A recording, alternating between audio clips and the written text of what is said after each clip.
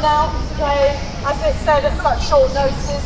But what a horrendous future that we face if TTIP goes through, and to think that with all the campaign build up for TTIP over these past weeks and months, to think that CETA could be slipping through the very decisions that we are trying to challenge and try to throw out.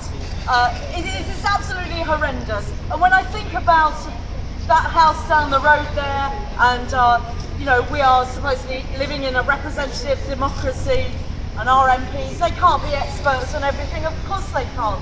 But some of them are barely competent, it seems. And how many of them have looked into the case of TTIP?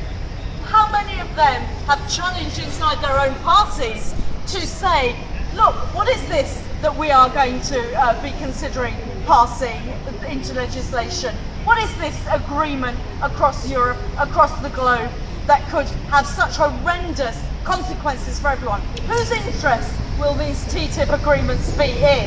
And is this something that will help us build a better future for the people of our country, for the planet, and for everybody? There's nobody doing that, and it seems that the ministers in government are only happy when their MPs know very, very little about anything.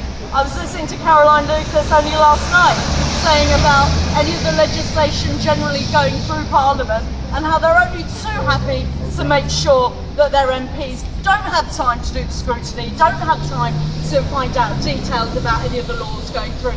So it's no wonder that parties are not helping their elected people in their parties, in Parliament, to learn more about these details of these trade agreements. Now, we know that these decisions are being made elsewhere, and possibly being made through the back door, very underhand, and as Nick was saying, totally secret, and we wouldn't have seen any of this at all if the details hadn't been leaked out.